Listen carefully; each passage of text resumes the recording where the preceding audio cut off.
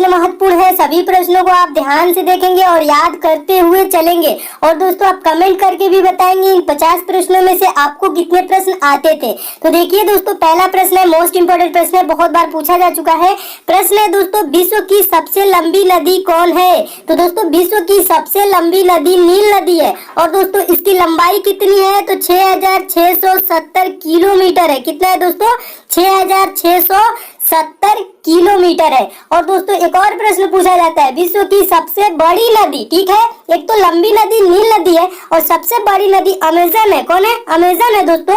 और ये कितनी इसकी लंबाई है दोस्तों? ये नील नदी से 222 किलोमीटर कम लंबी है, ठीक है। फिर भी यह दोस्तों क्या है? सबसे बड़ी है, क्योंकि इसका जल प्रवाह दोस्तों सबसे अधिक है। तो सबसे बड़ी पूछेगा तो क्या आंसर देंगे दोस्तों? अमेजन देंगे। और सबसे लंबी नदी पूछेगा तो आंसर क्या देंगे दोस्तों? नील नदी देंगे। दोनों याद रखेंगे, दोनों प्रश्न बार बार पूछे जाते हैं। नेक्स्ट क्वेश्चन देखिए दोस्तों, दूसरा प्रश्न है, मोस्ट इंपोर्टेंट प्रश्न ये भी है। प्रश्न है दोस्तों, नोबेल पुरस्कार कुल कितने क्षेत्रों में दिया जाता है? तो इसका दोस्तों आंसर हो जाएगा ऑप्शन नंबर डी सही हो जाएगा, कुल 6 क्षेत्रों में दिया जाता है। और कौन कौन से क्षेत्र है दोस्तों? तो भौतिकी के क्षेत्र में दिया जाता है, रसायन शास्त्र के क्षेत्र में दिया जाता है, चिकित्सा विज्ञान के क्षेत्र में दिया जाता है, साहित्य के क्षेत्र में दिया जाता है, शांति के क्षेत्र में एवं अर्थशास्त्र के क्षेत्र में। कुल कितने क्षेत्रों में दिया जाता है? 6 क्षेत्रों में। आप सभी को आंसर दोस्तों याद रखेंगे, कुल 6 क्षेत्र कौन कौन से हैं। तो मैं उम्मीद करता हूँ यह सारे प्रश्न को दोस्तों आप अच्छे से याद करते हुए चल रहे हैं। नेक्स्ट क्वेश्चन देखिए दोस्तों, तीसरा प्रश्न है, महत्वपूर्ण प्रश्न ये भी है। प्रश्न है, आंख के किस भाग पर वस्तु का प्रतिबिंब बनता है? किस भाग पर दोस्तों आंख के प्रतिबिंब बनता है? तो दोस्तों आप प्रश्न क्या एक बार और देख लीजिए, आंख के किस भाग पर वस्तु का प्रतिबिंब बनता है? तो चारों दोस्तों ऑप्शन को जब रीड करेंगे तो आंसर आपको मिल जाएगा ऑप्शन नंबर डी, दृष्टि पटल पर वस्तु का प्रतिबिंब बनता है। इसे भी याद रखेंगे। नेक्स्ट क्वेश्चन देखिए, मोस्ट इंपोर्टेंट प्रश्न है, बहुत बारे पेपर में पूछा जा चुका है। प्रश्न है दोस्तों, निम्न में से कौन सा विटामिन जल में घुलनशील है? तो विटामिन सी है, विटामिन डी है, विटामिन ई है, विटामिन के है। तो दोस्तों इसका सही आंसर हो जाएगा option number A, vitamin C जल में घुलनशील है। और दोस्तों विटामिन बी भी जल में घुलनशील है, दोनों को याद रखेंगे। और प्रश्न एक और आता है दोस्तों, कौन सा विटामिन वसा में घुलनशील है? ये भी पूछा जाता है। तो विटामिन डी वसा में घुलनशील है, विटामिन ई वसा में घुलनशील है, विटामिन के वसा में घुलनशील है, और विटामिन ए क्या है? ये भी वसा में घुलनशील है, ADE, ठीक है, इसे याद रखेंगे। ये क्या है? वसा में घुलनशील है। और विटामिन बी सी जो है ये जल में घुलनशील है। दोस्तों आप इसे याद रखेंगे क्योंकि ये बार बार पूछा जाता है। अगला दोस्तों प्रश्न देखिए, 5वां प्रश्न मोस्ट इंपोर्टेंट है। हीमोफीलिया एक आनुवंशिक रोग है जिसका परिणाम है, इसका क्या होता है? हीमोफीलिया होने कारण रक्त का थक्का नहीं जमता है, ठीक है, रक्त का नहीं जमना। ऑप्शन नंबर कौन सा सही हो जाएगा? डी सही हो जाएगा। अगला प्रश्न देखिए दोस्तों, 6वां प्रश्न है, प्राणियों के संरचना के बारे में निम्न में से किसमें अध्ययन किया जाता है? तो किसके अंतर्गत अध्ययन किया जाता है दोस्तों? तो उसका आंसर क्या हो जाएगा 6वां का? ऑप्शन नंबर ए सही हो जाएगा, एनाटॉमी के अंतर्गत किया जाता है प्राणियों के संरचना के बारे में अध्ययन। प्रश्न क्या कह रहा है? प्राणियों के संरचना के बारे में निम्न में किसमें अध्ययन किया जाता है? तो एनाटॉमी के अंतर्गत किया जाता है। इसे भी दोस्तों याद रखेंगे। अगला प्रश्न देखिए दोस्तों, 7वां प्रश्न है। 7वां प्रश्न भी मोस्ट इंपोर्टेंट है। डीएनए का मूल मात्रक है, तो डीएनए का दोस्तों मूल मात्रक क्या होता है? चारों ऑप्शन को रीड करेंगे तो दोस्तों ऑप्शन नंबर सी सही हो जाएगा, न्यूक्लियोटाइड्स है। डीएनए का मूल मात्रक न्यूक्लियोटाइड्स होता है। अगला प्रश्न दोस्तों, 8वां प्रश्न भी महत्वपूर्ण है। क्लोरोफॉर्म बनाने के लिए निम्नलिखित में से क्या उपयोग में लाया जाता है? Ethane, methane, ethene, acetylene. तो दोस्तों इसका आंसर क्या हो जाएगा? ऑप्शन नंबर बी सही हो जाएगा, क्लोरोफॉर्म बनाने के लिए मीथेन उपयोग में लाया जाता है। अगला प्रश्न देखिए दोस्तों, 9वां प्रश्न भी महत्वपूर्ण प्रश्न है। सारे प्रश्न दोस्तों बार बार पूछे जाते हैं, सभी प्रश्नों को याद करते हुए चलिए। अगला प्रश्न दोस्तों, हैलोजन में सर्वाधिक प्रभावशाली ऑक्सीकरण करता है तो कौन है दोस्तों? क्लोरीन, ब्रोमीन, फ्लोरीन और आयोडीन दिया गया है। तो दोस्तों इसका आंसर हो जाएगा ऑप्शन नंबर सी, फ्लोरीन, इसका सही आंसर हो जाएगा। नेक्स्ट क्वेश्चन देखिए, 10वां प्रश्न मोस्ट इंपोर्टेंट प्रश्न है, विद्युत मोटर में विद्युत ऊर्जा को किस ऊर्जा में रूपांतरित होती है? विद्युत मोटर में विद्युत ऊर्जा किस ऊर्जा में रूपांतरित होती है? तो इसका दोस्तों आंसर हो जाएगा ऑप्शन नंबर बी सही हो जाएगा, यांत्रिक ऊर्जा में रूपांतरित रूपांतरित होती है। नेक्स्ट क्वेश्चन देखिए, 11वां प्रश्न है, महत्वपूर्ण प्रश्न ये भी है, पृथ्वी से सबसे निकटतम ग्रह कौन है? तो इसका दोस्तों आंसर हो जाएगा सबसे निकटतम ग्रह दोस्तों शुक्र है। कौन है? सबसे निकटतम ग्रह शुक्र है। और ये भी याद रखेंगे दोस्तों, प्रश्न पूछा जाता है पृथ्वी की बहन किसे कहा जाता है? तो शुक्र को कहा जाता है, इसे भी याद रखेंगे। नेक्स्ट क्वेश्चन देखिए दोस्तों, 12वां प्रश्न है। 12वां प्रश्न कह रहा है निम्नलिखित में से कौन सा दक्षिण भारत का हिल स्टेशन है? दक्षिण भारत का हिल स्टेशन दोस्तों ऊटी है। ऑप्शन नंबर बी सही हो जाएगा। नेक्स्ट क्वेश्चन देखिए, 13वां प्रश्न है, सिमलीपाल मुख्यतः किस वन्य जीव संरक्षण के लिए प्रसिद्ध है? तो किसके लिए प्रसिद्ध है दोस्तों? हाथी के लिए प्रसिद्ध है, इसे भी याद रखेंगे। Next question, most important question, बार बार प्रश्न पूछा जाता है, इसमें 3 प्रश्न बनते हैं। प्रश्न क्या कह रहे हैं? नौसेना का पूर्वी कमान कहाँ है? तो दोस्तों नौसेना का पूर्वी कमान विशाखापट्टनम में है। और दोस्तों नौसेना से रिलेटेड और कौन कौन से प्रश्न बनते हैं आपको बता दूं दोस्तों। और इससे ये भी पूछा जाता है भारतीय नौसेना का मुख्यालय कहाँ है? तो दोस्तों भारतीय नौसेना का मुख्यालय नई दिल्ली में है। और पूर्वी कमान पूछा है दोस्तों कहाँ है? विशाखापट्टनम में। एक और प्रश्न इससे बनता है पश्चिमी कमान कहाँ है? तो दोस्तों भी याद रखेंगे मुंबई में है। और दक्षिणी कमान भी पूछा जाता है, कहाँ है दोस्तों? तो ये कोचीन में है। तो भारतीय नौसेना को 3 कमानों में बांटा गया है, पूर्वी, पश्चिमी, दक्षिणी। पूर्वी कहाँ? विशाखापट्टनम। पश्चिमी भी पूछा जाता है तो मुंबई, और दक्षिणी पूछा जाएगा तो कोचीन आंसर हो जाएगा। नेक्स्ट क्वेश्चन देखिए दोस्तों, 15वां प्रश्न है। 15वां प्रश्न भी महत्वपूर्ण है। प्रश्न है पश्चिम बंगाल की सीमाएं कितने देशों के साथ लगती है? ये प्रश्न बहुत बार पूछा जा चुका है। तो इसका दोस्तों आंसर हो जाएगा पश्चिम बंगाल की सीमाएं कुल 3 देशों के साथ लगती है। और दोस्तों 3 देश कौन कौन से हैं? बांग्लादेश, नेपाल और भूटान। ये है तीनों, याद रखेंगे, बांग्लादेश, नेपाल और भूटान। अगला दोस्तों प्रश्न देखिए, अगला प्रश्न भी मोस्ट इंपोर्टेंट है, बहुत बार ये भी पूछा जा चुका है। प्रश्न है खेल के क्षेत्र में दिया जाने वाला सर्वश्रेष्ठ पुरस्कार कौन सा है? भारत रत्न, राजीव गांधी खेल रत्न, द्रोणाचार्य पुरस्कार, अर्जुन पुरस्कार। तो दोस्तों इसका आंसर हो जाएगा ऑप्शन नंबर बी सही हो जाएगा। राजीव गांधी खेल रत्न पुरस्कार खेल के क्षेत्र में दिया जाने वाला सर्वश्रेष्ठ पुरस्कार है। अगला प्रश्न देखिए दोस्तों, 17वां प्रश्न भी महत्वपूर्ण प्रश्न है।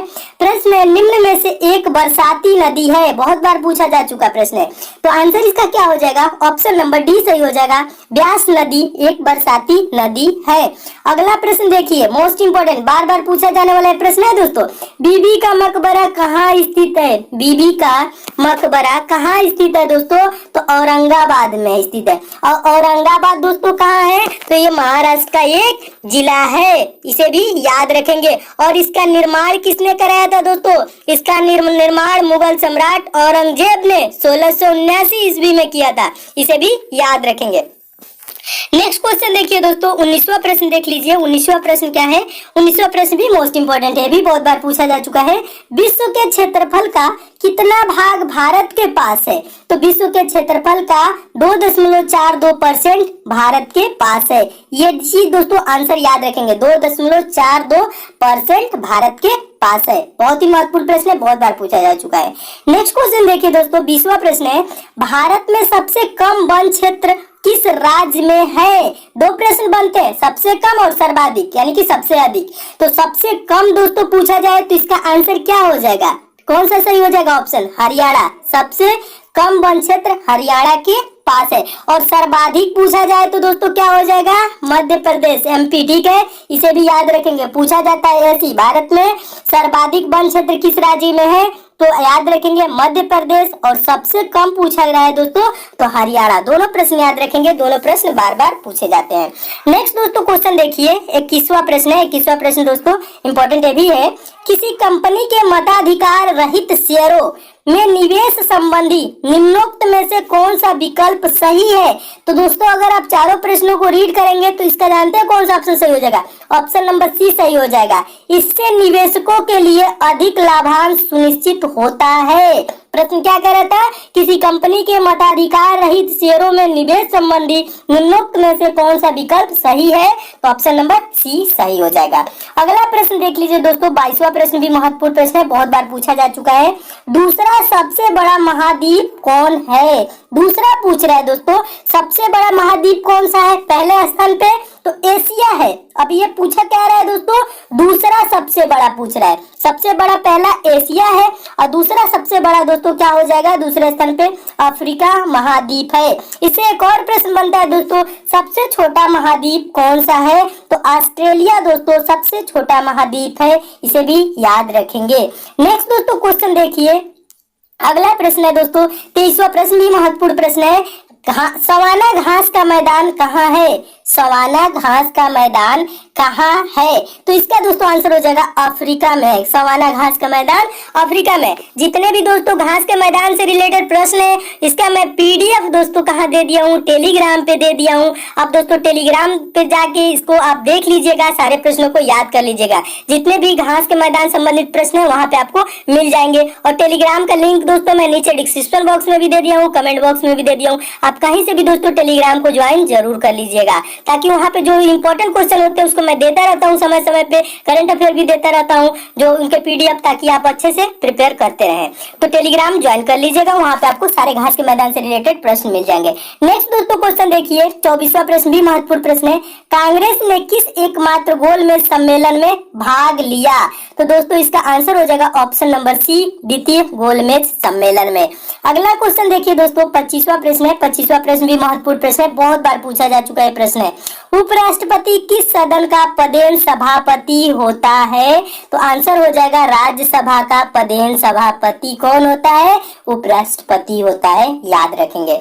नेक्स्ट दोस्तों क्वेश्चन देखिए 26वां प्रश्न है। कार्ल मार्क्स थे, कार्ल मार्क्स थे, तो कार्ल मार्क्स क्या थे दोस्तों, जर्मन चिंतक थे। एक जर्मन चिंतक, ये कहाँ के थे दोस्तों, जर्मनी के, इसलिए जर्मन चिंतक। रूसी चिंतक लिखा है, फ्रांसीसी लेखक, अमेरिकी वैज्ञानिक नहीं, जर्मन चिंतक। ऑप्शन नंबर बी सही हो जाएगा, इसे भी याद रखेंगे।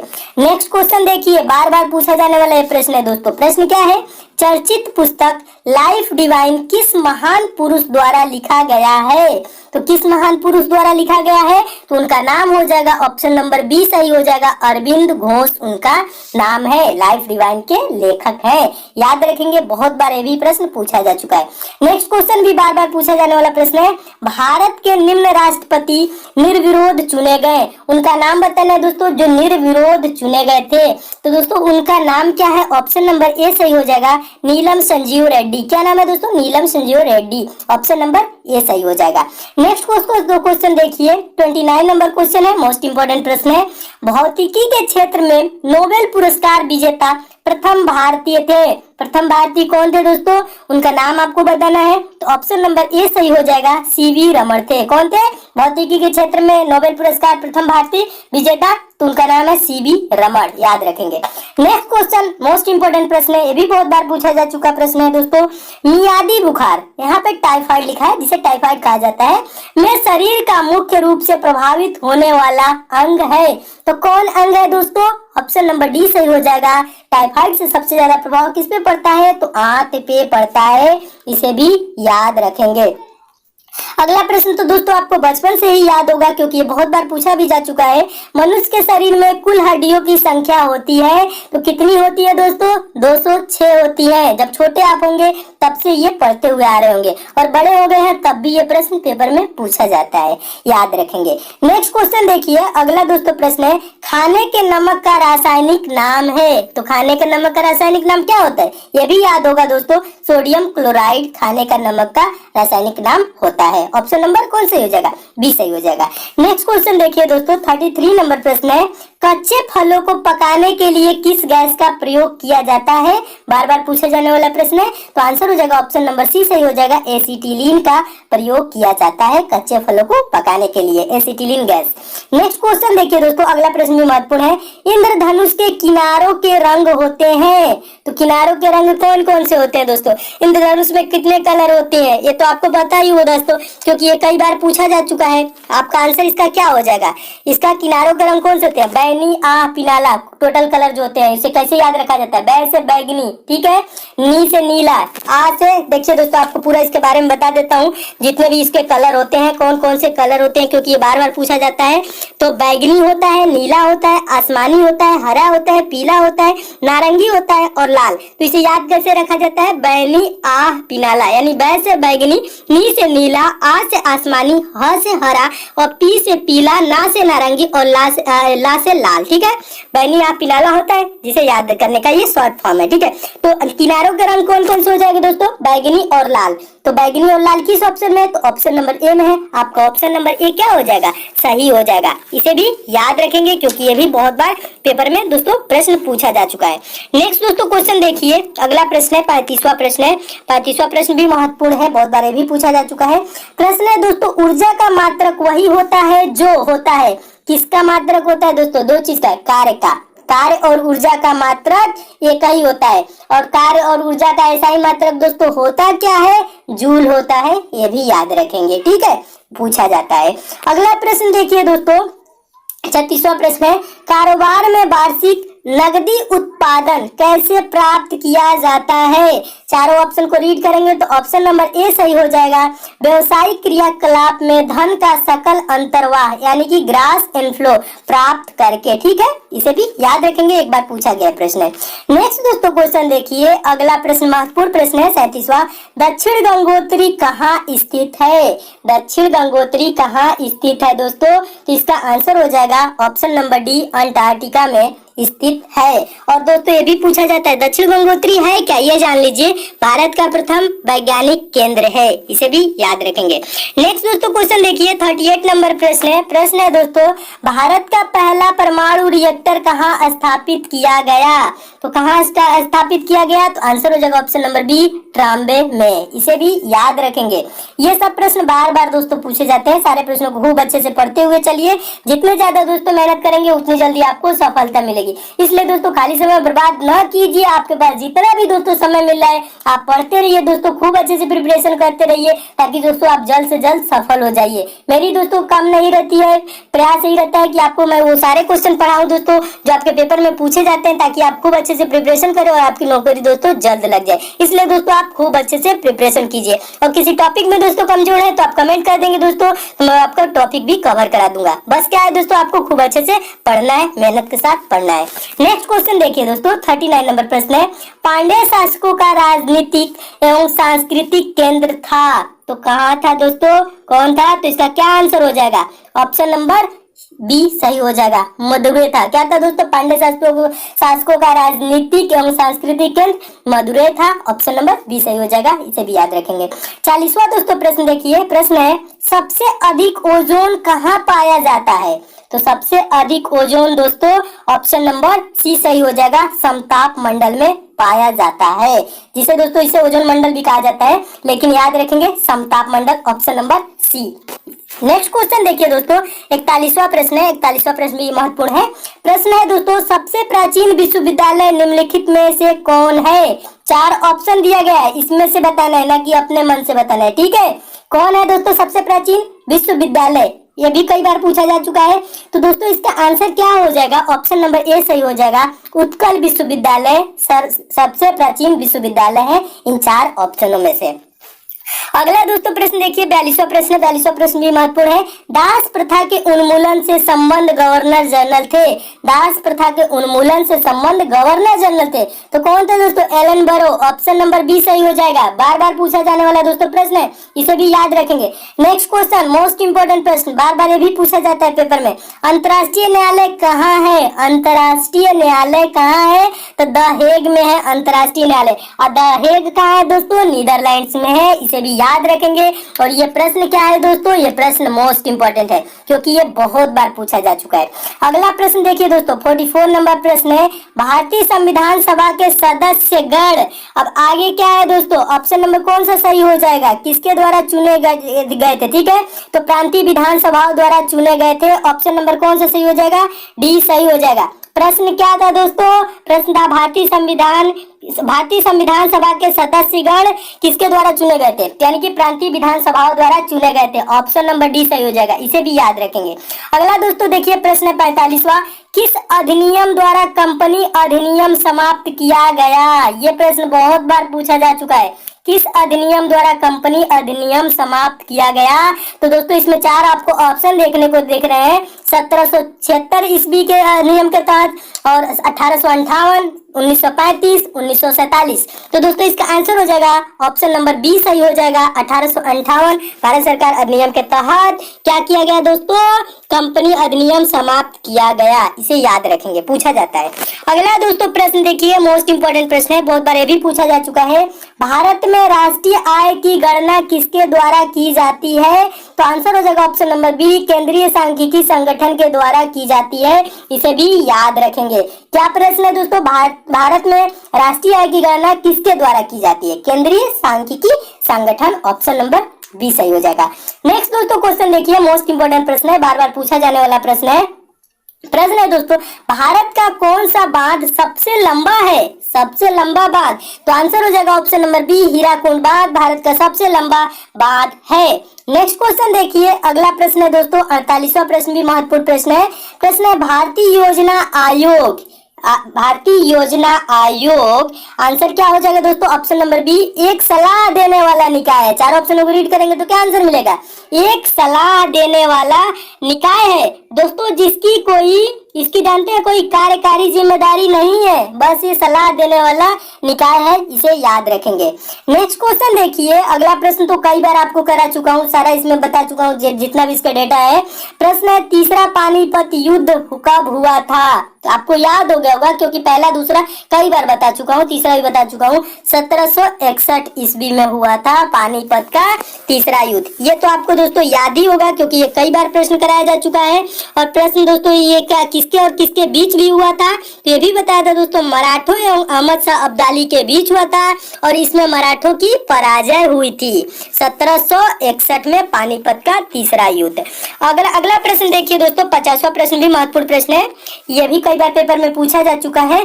प्रश्न है दोस्तों, ऑस्कर अवार्ड जीतने वाले प्रथम भारतीय कौन थे? तो आंसर क्या हो जाएगा दोस्तों, ऑप्शन नंबर सी सही हो जाएगा, भानु अथैया ऑस्कर अवार्ड जीतने वाले प्रथम भारतीय थे। दोस्तों मैं उम्मीद करता हूँ आप सारे प्रश्नों को खूब अच्छे से याद रखेंगे क्योंकि ये प्रश्न बार बार पूछे जाते हैं। और दोस्तों इसमें और भी क्वेश्चन है, उसको मैं नेक्स्ट पार्ट में करा दूंगा। और ये सब दोस्तों आपको प्रश्न अच्छे